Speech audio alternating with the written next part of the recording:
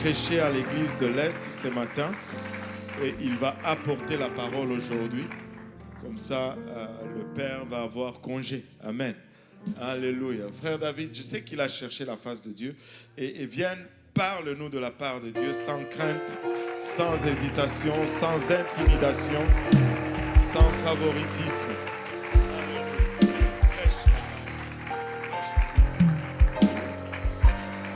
Gloire à Dieu tout le monde. Si on peut battre nos mains pour le Seigneur une dernière fois, si on peut l'adorer comme il le mérite.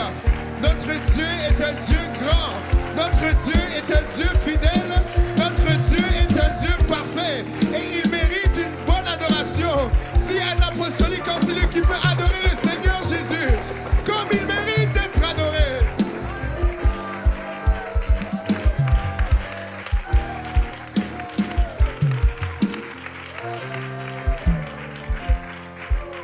Alléluia.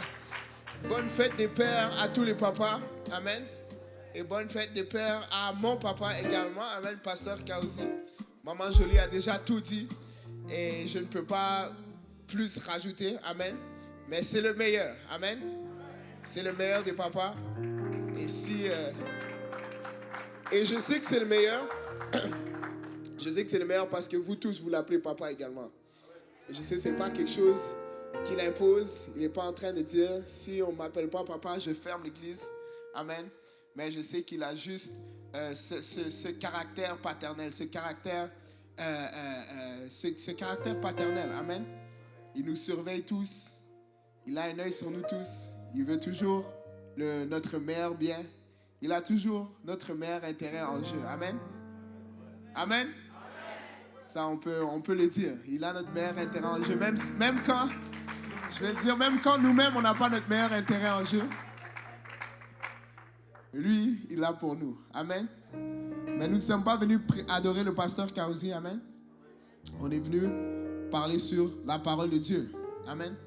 J'ai une courte exhortation aujourd'hui. Est-ce qu'il y a quelqu'un qui croit que je peux prêcher en 20 minutes? Est-ce qu'il y a quelqu'un qui pense que je peux prêcher en 20 minutes? Alléluia. Je ressens un peu plus de foi que lorsque c'est quand le pasteur Kaouzi qui dit cela. Amen. Et je suis content de cela. Amen. Je ne sais pas comment ils font pour prêcher les messages de 45 minutes, 1 heure. Ceux qui viennent à J-Peignol, vous le savez. Du début jusqu'à temps qu'on pleure à l'hôtel, 35 minutes condensées de paroles. Amen.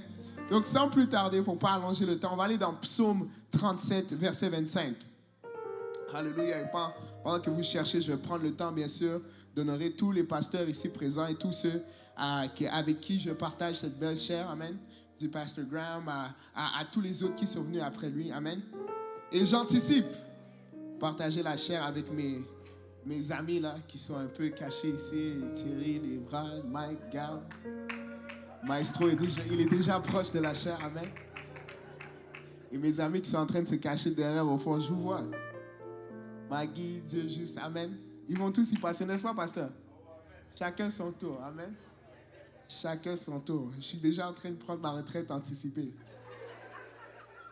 Psaume 37, verset 25. La parole de Dieu dit: j'ai été jeune, j'ai vieilli, et je n'ai point vu le juste abandonné, ni sa postérité mendiant son pain.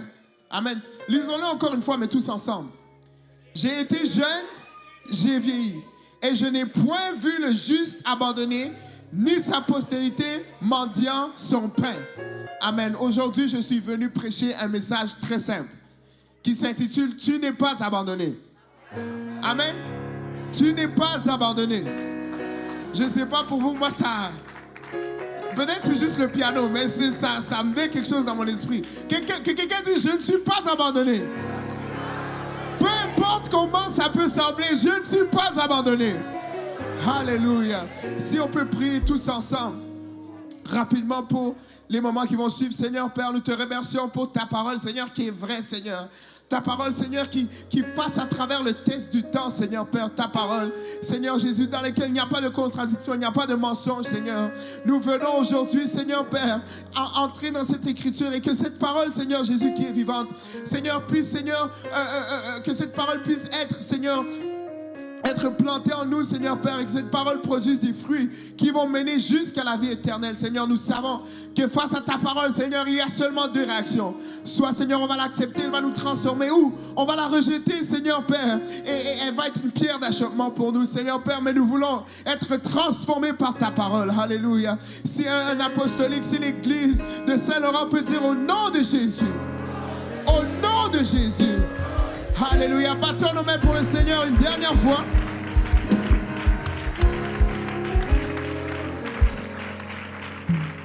Et si vous allez m'aider à prêcher, vous pouvez vous asseoir. Alléluia. Combien savent qu'ils peuvent compter sur leur papa?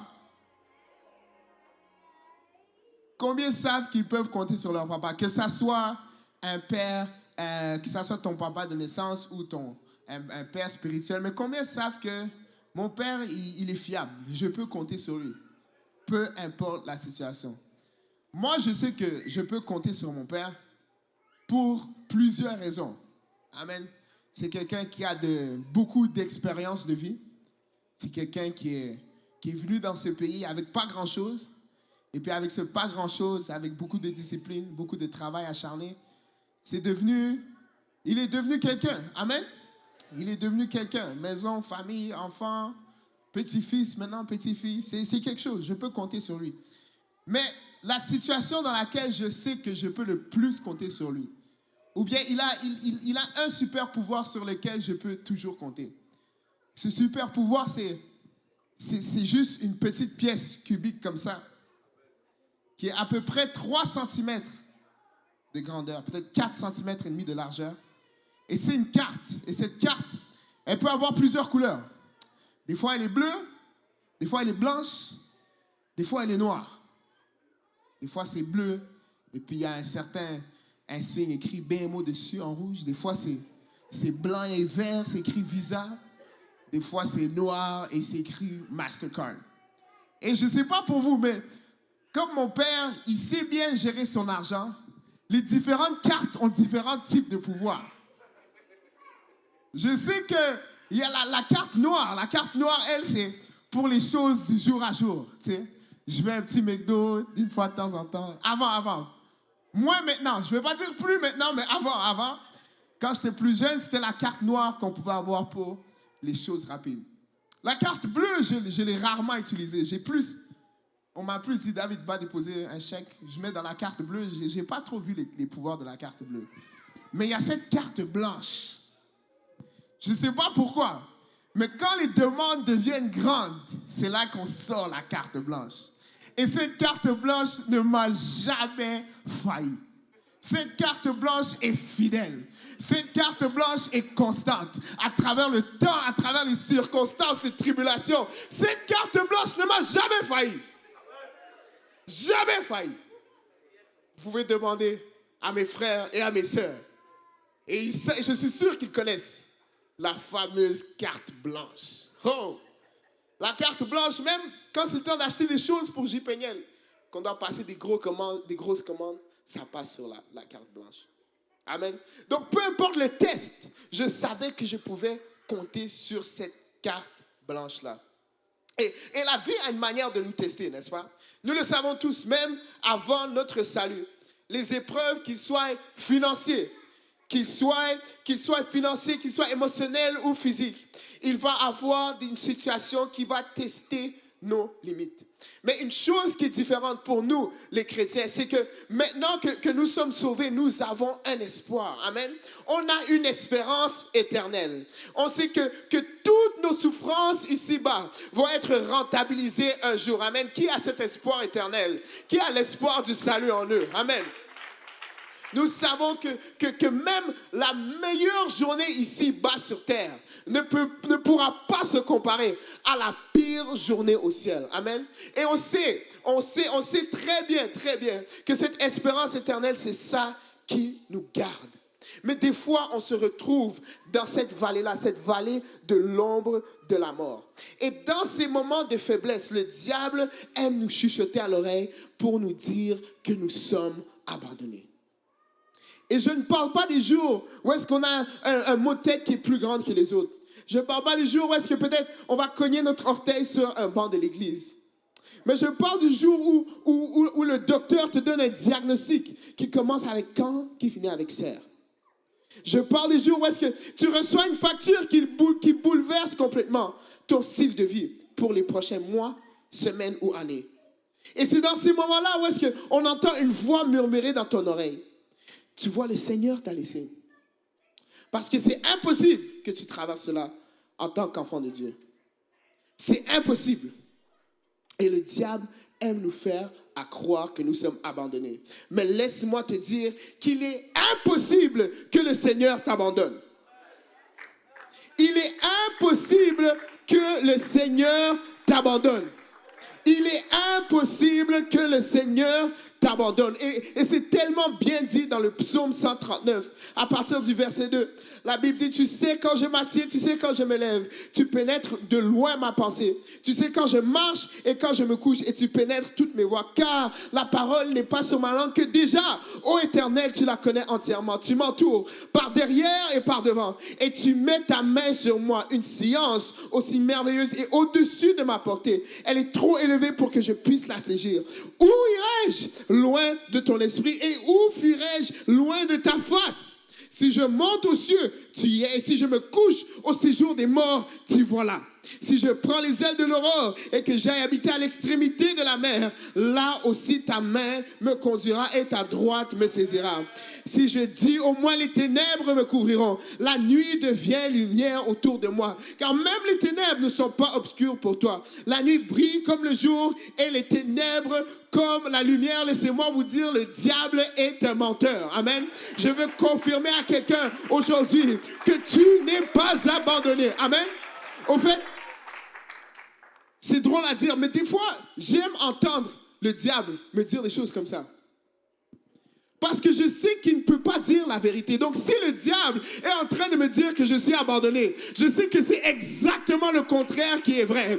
Si le diable est en train de dire que tu ne vas pas y arriver, je sais que c'est exactement l'inverse qui est vrai. Parce que le diable est un menteur. Amen. Quelqu'un doit commencer à prendre ces paroles que le diable dépose dans nos pensées et commencer à le transformer en prophétie pour ta vie. Le diable a dit que mes enfants ne seront jamais sauvés. Écoute, ça veut dire que mes enfants seront sauvés.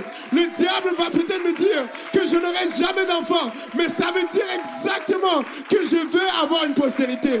Peut-être que le diable me dit que mes parents ne seront jamais sauvés ou que je ne vais jamais réussir ces études. Mais quand il me dit cela, le contraire est exactement vrai.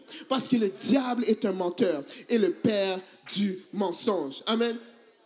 Une histoire qui me rappelle exactement cette situation où des jeunes paraissaient complètement abandonnés, complètement à la merci de leur ennemi. C'est l'histoire de Daniel et ses 3 amis à Babylone. Le roi babylonien Nebuchadnezzar a envahi la Judée et il a déporté plusieurs jeunes nobles à Babylone. Dans ces jeunes, il y avait Daniel et ses 3 amis, Anania, Michaël, Azaria. Et on les a renommés quand ils sont arrivés à Babylone, à Shadrach, Meshach, Abednego. Ils ont été formés pour servir à la cour royale. Et après que Daniel interprète un rêve, on nous met dans cette histoire où est-ce que ces jeunes se retrouvent à une impasse.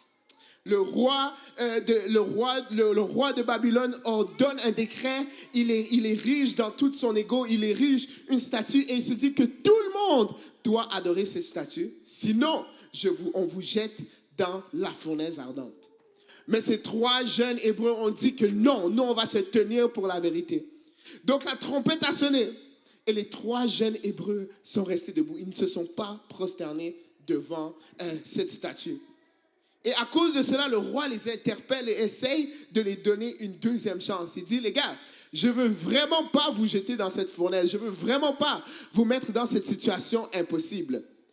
Donc il dit, maintenant, tenez-vous prêts dans Daniel 3 au 15e verset. Et au moment où vous entendrez le son de la trompette, du chalumeau, de la guitare, de la sambuc. Est-ce qu'il y a des joueurs de sambuc ici? Aucun joueur de sambuc, ok? Du psalterion, de la cornemuse et de toutes sortes d'instruments. Vous vous prosternerez et vous adorerez la statue que j'ai faite.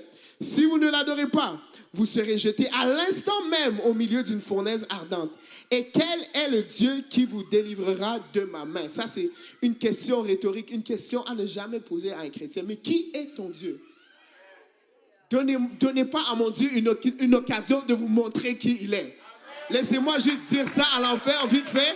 Ne laissez pas à mon Dieu une occasion de vous montrer qui il est. Parce que ça ne va pas bien finir pour vous. Ça ne va pas bien finir pour eux. Shadrach, Meshach et Abednego répliquèrent au roi Nebuchadnezzar. Nous n'avons pas besoin de répondre là-dessus. Car voici le Dieu, notre Dieu que nous servons, peut nous délivrer de la fournaise ardente et il nous délivrera de ta main, ô roi. Les jeunes ici avaient compris que peu importe l'épreuve, peu importe la situation, que leur Père Céleste n'allait jamais les abandonner. Il n'allait jamais les délaisser. Et ils sont partis dans le feu à cause de leur grande foi. Ils sont passés dans le feu. Et des fois, on a tendance à croire que justement notre niveau de foi va nous empêcher de passer à travers les épreuves. Des fois, on a tendance à penser que notre niveau de consécration ou notre vie de prière va nous empêcher de passer à travers les épreuves. Mais ces jeunes-là qui ont défié peut-être la personne la plus puissante à cette époque-là sont quand même passés par le feu. Ils sont quand même passés par le feu. Dans Daniel 3, verset 23, et ces trois hommes, Shadrach, Meshach et Abednego, tombèrent liés au milieu de la fournaise ardente. Mais malgré le fait qu'ils sont passés dans le feu, il y a cette parole dans Corinthiens qui me donne toujours l'assurance. Dans 1 Corinthiens 10, verset 13, qui dit « Aucune tentation ne vous est survenue qui n'ait été humaine. Et Dieu qui est fidèle ne permettra pas que vous soyez tentés au-delà de vos forces. Mais avec la tentation, il prépare aussi le moyen d'en sortir afin que vous puissiez la supporter. » Donc, peu importe l'épreuve dans ma vie, je sais que le Seigneur a mis en moi cette capacité de passer à travers cette vallée. Amen. De passer à travers cette situation, de passer à travers cette difficulté. Laissez-moi dire à quelqu'un que le Seigneur ne te donne pas une épreuve pour que tu échoues. Le Seigneur ne te donne pas une épreuve pour que tu échoues. En fait, la grandeur de l'épreuve va juste déterminer la grandeur de la puissance qu'il va manifester dans ta vie. Amen. Alléluia. Alléluia. Moi, je veux des grandes épreuves. Parce que j'ai un grand Dieu. Là, tout le monde me regarde. David, tu pries des prières, là? Des prières dangereuses. Tu veux des grandes prières, tu vas te réveiller. Demain, la calvitie va commencer. On va voir quel Dieu va faire repousser tes cheveux. Amen. Mais je veux des grandes épreuves. Parce que j'ai un grand Dieu. Est-ce qu'il y en a d'autres qui veulent des grandes épreuves? Là, tout le monde hésite à lever la main. Là. Je ne vais pas vous forcer. Je ne vais pas vous forcer à lever la main. Chacun selon sa mesure. Non, c'est ça qu'on a lu. Pas au-delà de mes capacités. Dieu grand, mais tu vois, Dieu, je ne suis pas grand comme Jonathan. Là. Moi, je fais juste 5 pieds 8. Là. Moi, je ne veux pas des épreuves 6 pieds. Je veux des épreuves à ma taille. Amen. Mais quand même grand, parce que je ne suis pas petit, je suis grand. Amen. Je n'ai pas entendu beaucoup d'amen là. Amen. Et les trois hommes, Shadrach, Meshach et Abednego, tombèrent liés au milieu de la fournaise ardente. Donc, ils sont tombés dans le feu. Et on voit dans le verset 24, alors le roi Nebuchadnezzar fut effrayé et se leva précipitamment. Il prit la parole et dit à ses conseillers, n'avons-nous pas jeté au milieu du feu 3 hommes liés? Ils répondirent certainement au roi. Et il reprit et il dit, je vois 4 hommes sans lien qui marchent au milieu du feu et qui n'ont point de mal. Et la figure du 4e ressemble à celle d'un fils de Dieu. Laissez-moi vous dire que même si vous êtes dans l'épreuve, le Seigneur est là avec vous. Peut-être que tu es malade, mais tu n'es pas abandonné. Peut-être que tu es paumé financièrement. financièrement, mais tu n'es pas abandonné. Peut-être que tu te retrouves au milieu de la pire situation que tu ne pourrais imaginer, mais tu n'es pas abandonné. Que quelqu'un dise, je ne suis pas abandonné. Alléluia. Mais il y a quelque chose qui est intéressant, il y a un détail qui est intéressant qui m'a sauté aux yeux en relisant ce passage. C'est que la Bible ne nous dit pas explicitement que les jeunes hommes dans cette fournaise ont vu le quatrième homme dans la fournaise. La Bible ne nous dit pas à un endroit spécifique que pendant qu'ils étaient dans la fournaise, ils se sont tournés, ils ont dit « Oh mon Seigneur et mon Dieu » et ils ont vu leur secours être là. Ils n'ont pas vu le quatrième homme dans la fournaise. Mais laissez-moi vous dire, l'ennemi a vu ce quatrième homme dans la fournaise. Si tu entends ces prophéties de malheur dans ta vie, c'est l'ennemi qui voit le quatrième homme dans la fournaise avec toi. C'est l'ennemi qui voit ton Dieu qui est avec toi. Mais toi, même si tu ne le vois pas, il est là. Même si tu ne le sens pas, il agit. Alléluia. Je veux encourager quelqu'un dans la fête des pères et lui dire que tu n'es pas abandonné. Peut-être que ta situation semble désespérée, mais tu n'es pas abandonné. Tu peux être au milieu de cette fournaise, mais le Seigneur est là avec toi. Il est là avec toi. Garde ta foi en Dieu. Garde ta foi en Dieu. Le psaume 34, verset 5 dit, j'ai cherché l'Éternel. Il m'a répondu et il m'a délivré de toutes mes frayeurs. Isaïe 41, le 9e et le 10e verset dit, toi que j'ai pris aux extrémités de la terre et que j'ai appelé d'une contrée lointaine et à qui j'ai dit, tu es mon serviteur, je te choisis et ne te rejette point. Ne crains rien car je suis avec toi. Que quelqu'un dise, il est avec moi. Ne promène pas des regards inquiets car je suis ton Dieu et je te fortifie. Je viens à ton secours, je te soutiens de ma droite triomphante. Le Seigneur est là avec nous. Il est là avec toi. La nuit, quand tu pleures seul, il est là avec toi. Il est là avec toi. Peut-être que c'est une situation que tu réussis à cacher de tout le monde dans l'église et tu penses que personne ne peut deviner ce que tu traverses. Mais laissez-moi te dire, ton Père céleste ne t'a pas abandonné. Il ne t'a pas abandonné. Matthieu 28, le 20e verset nous dit, et enseignez-leur à observer tout ce que je vous ai prescrit. Et voici, je suis avec vous tous les jours jusqu'à la fin du monde. Il est avec nous. Tous les jours jusqu'à la fin du monde. La parole de Dieu ne peut pas mentir. Si ça dit qu'il est avec nous tous les jours, ça veut dire durant ma pire journée, il est là avec moi aussi. Il est là avec moi aussi. Le Seigneur est près de toi. Malgré la situation, il est dans le feu avec toi. Il ne peut pas t'abandonner parce qu'il te l'a promis. Il te l'a promis. Mais des fois, on se sent comme Jean dans ces moments-là, quand il est dans la prison. Jean ayant entendu les paroles dans sa prison, dans Matthieu 11, verset 2, dit, es-tu celui qui doit venir ou devons-nous en attendre un autre? Jean était dans ce moment de doute extrême. Et il se dit, oui, je sais que le Seigneur est là, je l'ai même baptisé, je sais qu'il est loin, mais ces moments me font douter de la grandeur de Dieu. Ces moments me rendent inquiet vis-à-vis à mes situations. Laissez-moi vous dire, votre Père céleste est avec vous. Votre Père céleste est avec vous. Et là, j'arrive à mon dernier verset, si on peut se lever. Hébreux 12, verset 10. Je vous avais dit. Vous ne m'avez pas cru. Hommes et femmes de peu de foi. Ayez plus de foi en Dieu que vous avez en moi. Amen. Et si moi, j'ai pu réussir à tenir cette petite promesse, imaginez combien notre Dieu va répondre à nos promesses, n'est-ce pas? Amen. Hébreux 12, verset 10, qui nous dit, « Nos pères nous châtient pour peu de jours, comme ils le trouvaient bon. Mais Dieu, que quelqu'un dise, mais Dieu, nous châtie pour notre bien, afin que nous participions à sa sainteté. » peut-être que tu ne vois pas exactement c'est quoi le plan de Dieu de ta vie. Et tu te retrouves dans cette zone de confusion. Ce verset-là me ramène quand j'étais un enfant.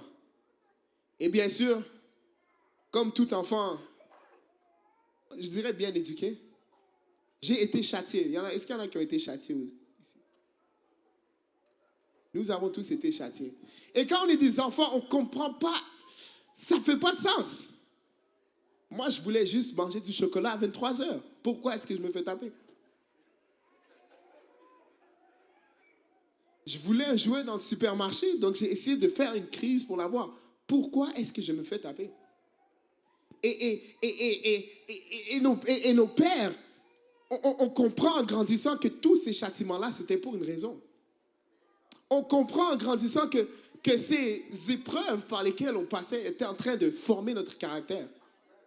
Et des fois même, ça nous rend contents parce que des fois de nos jours, on voit des enfants un peu sous-châtiés.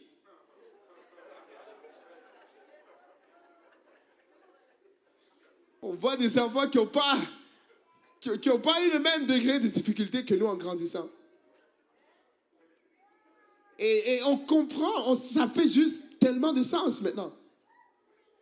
Donc si nos pères physiques trouvent des bonnes raisons pour nous châtier, à combien plus forte raison que toute épreuve par laquelle on passe dans notre vie est en train de juste former notre caractère pour être des chrétiens. Là, je ne m'adresse pas aux gens qui sont en train d'être rébellés. Je ne m'adresse pas aux gens qui veulent aller à gauche quand ils d'aller à droite. Moi, je parle aux gens que quand tu vas à droite, tu vas à droite, tu traverses une épreuve, tu te demandes pourquoi. Ça change ton caractère. Dieu est en train de te façonner. Il est en train de te faire participer à sa sainteté. Il est en train de te faire devenir comme lui, il est.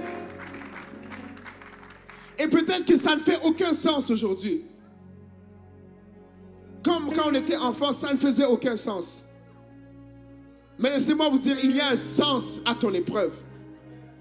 Il y a un sens à ton épreuve. Il y a un sens à la perte que tu ressens. Il y a un sens. Les voies du Seigneur sont insondables. Insondables. Et je pense que même seule l'éternité va révéler pourquoi on a passé à travers certaines circonstances. Peut-être que parce que si tu as trop, le Seigneur sait que tu vas aller à gauche ou à droite. Peut-être que le Seigneur sait comme nos parents que si on te donne tout ce que tu veux réellement, tu vas devenir un enfant gâté. Un enfant dépendant de la bénédiction. Un enfant dépendant de la main qui ne peut pas se satisfaire de sa présence. Je ne sais pas pour vous, mais moi, je veux participer à la sainteté de Dieu. Je ne veux pas être un chrétien gâté. Je ne veux pas être un chrétien que jour après jour, j'attends juste une nouvelle révélation. J'attends juste un nouveau bonbon du Seigneur. Des fois, le Seigneur va me donner les brocolis et tu sais quoi, je vais les manger, ces brocolis. Parce que peut-être que ça ne goûte pas bon aujourd'hui, mais je sais que c'est ça qui va me tenir en forme. Je sais que c'est ça qui va me faire grandir. Amen.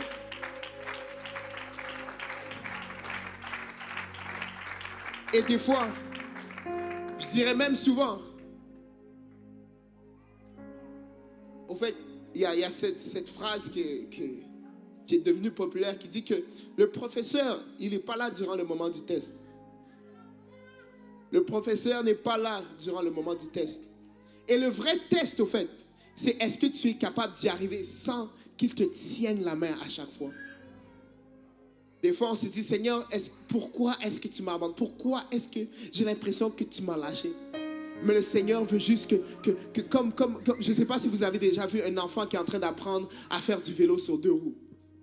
Je ne sais pas pour vous, mais moi, c'était la peur de ma vie, faire du vélo à 2 roues. Et je me rappelle une fois, justement, mon père m'a châtié, il m'a chicané. Parce que j'avais trop peur. Il dit, bah, ta vie. On avait tellement peur des chiens quand on était petit. David, le chien est loin. Les roues d'entraînement. Jonathan, lui, était déjà parti. Son vélo à 2 roues. Moi, je traînais un peu derrière.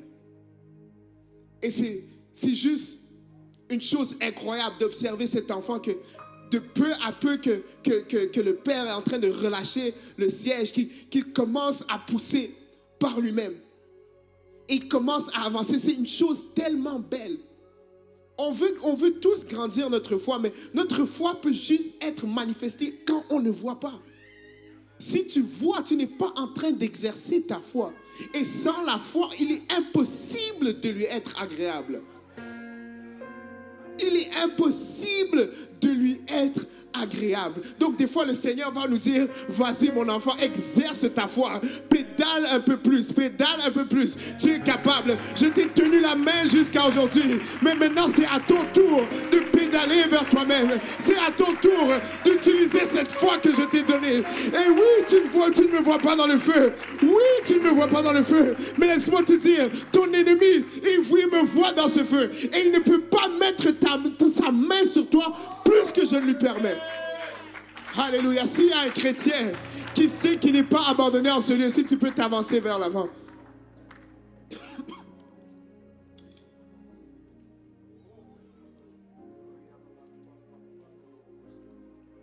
Mon frère, ma soeur, tu n'es pas abandonné. Mon ami, tu n'es pas abandonné. Tu n'es pas abandonné. Tu n'es pas abandonné. Peut-être que tu traverses la pire journée de ta vie, mais tu n'es pas abandonné. Peut-être que cette épreuve est en train de dépasser les limites que tu pensais avoir, mais tu n'es pas abandonné. Tu n'es pas abandonné. Alléluia. Si on peut s'avancer à l'avant, faire de la place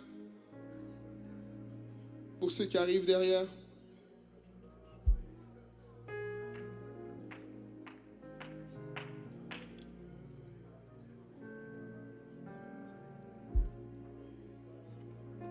Le diable est un menteur.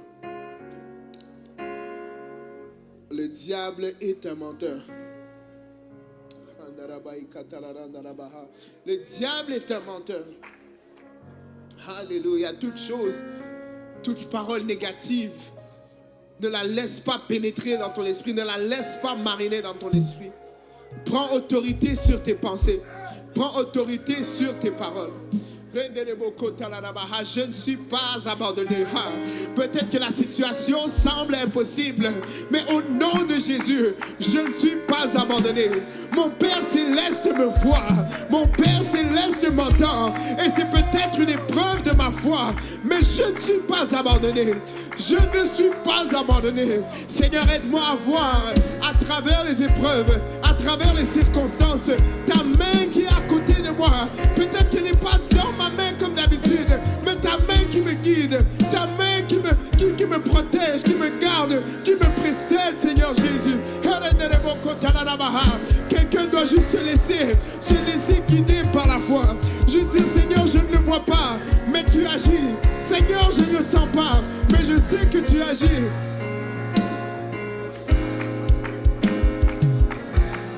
Mon frère, ma soeur, tu n'es pas abandonné. Tu n'es pas abandonné. Peut-être que tu es le seul de ta famille qui a réussi à franchir les portes du Canada, mais tu n'es pas abandonné. Peut-être que tu es le seul de ta famille qui est parvenu au salut, mais tu n'es pas abandonné. Espère en l'Éternel, espère en l'Éternel, espère en l'Éternel. Mets ta foi en lui, mets ta foi en lui, mets ta confiance en lui. Le diable est un menteur. Le diable est un menteur. Aucune parole qui sort de la bouche de ce vieux serpent a de la vérité dedans.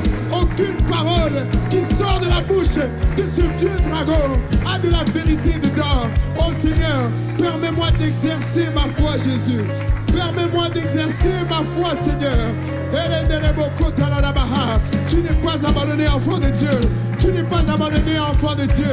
Continue seulement. Continue seulement.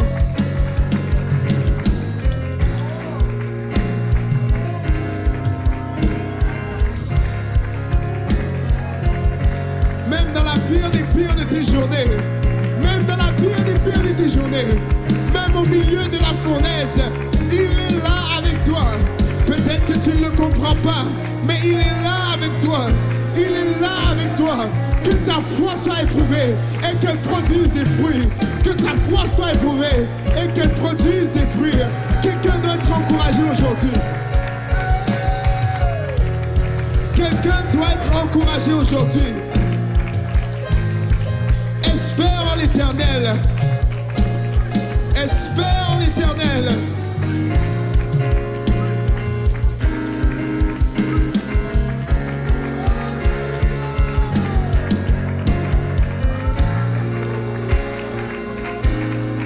Alléluia. La situation peut peut-être sembler impossible, mais nous servons le Dieu à qui impossible n'est pas. Nous servons un Dieu que les limites de la réalité ne peuvent pas le contenir. Nous servons un Dieu que les limites de ce qui est possible, que les limites de ce qui est probable ne peuvent pas le contenir. Il y a le salut dans ta famille. Il y a un enfant dans ton sein. Le Seigneur est fidèle. Le Seigneur est fidèle. Le Seigneur est fidèle. Il ne peut pas échouer. Il ne peut pas faillir. Il ne peut pas mentir. Le Seigneur est fidèle. Le Seigneur est fidèle. S'il a dit, ça sera accompli. S'il a dit, ça sera accompli. Au nom de Jésus. Au nom de Jésus. Que ta foi soit éprouvée, mais qu'elle ne soit pas ébranlée. Que ta foi soit éprouvée, mais qu'elle ne soit pas ébranlée. Garde ta foi en ton Dieu. Garde ta foi en ton Dieu. Le Dieu que tu as cru au premier jour que tu avais cette requête est le même Dieu aujourd'hui. Il est le même hier, il est le même aujourd'hui et éternellement. Ce qu'il a dit, il le fera. Il le fera. Il le fera. Il le fera. Alléluia. Alléluia.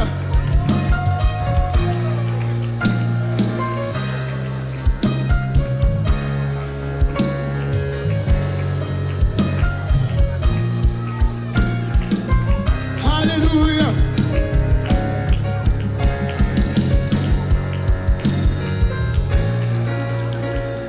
Si avant de quitter ce service, on peut transformer cette réunion de prière qui semble triste en une réunion d'adoration. Si quelqu'un peut juste commencer à louer le Seigneur comme s'il l'avait déjà fait. Si quelqu'un peut commencer à exercer la foi en ce moment et dire Seigneur, je ne le vois pas, mais je vais battre les mains. Seigneur, je ne le vois pas, mais je vais élever mes mains. Je vais pousser un cri de joie comme si tu l'avais fait. Seigneur, mon espoir est en toi.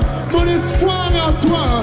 Mon espoir ne dépend pas de ce que je peux voir. Mon espoir dépend de la grandeur de qui tu es, Jésus. Et tu es grand. Tu peux faire l'impossible. Tu peux faire l'impossible, Jésus. Rien n'était impossible, Seigneur. Rien n'était impossible, Jésus. Au nom de Jésus. Au nom de Jésus. Au nom de Jésus. Alléluia. Merci Seigneur pour ce que tu vas faire dans toutes ces situations, dans toutes ces vies aujourd'hui. Oh Seigneur, nous voulons entendre les témoignages de ta grandeur. Nous voulons entendre les témoignages, Seigneur Père, de ce que tu as fait, Seigneur. Que toute perte, Seigneur, que tout manquement, Seigneur, que toute situation soit uniquement transformée en une opportunité pour toi de te glorifier, Seigneur. Et que même au milieu de l'épreuve, que tu nous fasses réaliser que tu es là avec nous, que tu es là avec nous, Jésus. Alléluia, Jésus. Au nom de Jésus. Au nom de Jésus.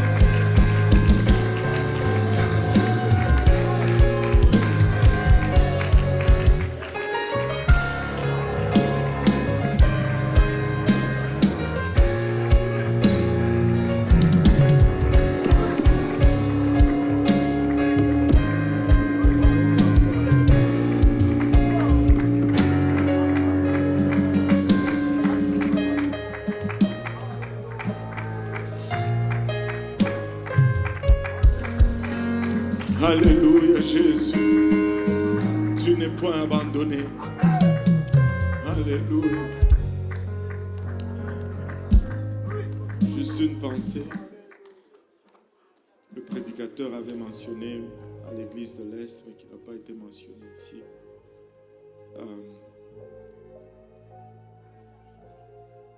Dieu n'a pas perdu son bâton dans la vallée de l'ombre de la mort. Dieu n'a pas perdu sa houlette dans cette vallée-là. Si sa houlette et son bâton se trouvent dans ce vallée-là, c'est parce que Dieu s'y trouve aussi. Ça se sent comme la vallée de l'ombre de la mort parce qu'on ne sent pas sa présence. Mais la présence de sa houlette et son bâton, c'est parce que Dieu est là. On ne le voit peut-être pas, mais il est là. Il est là.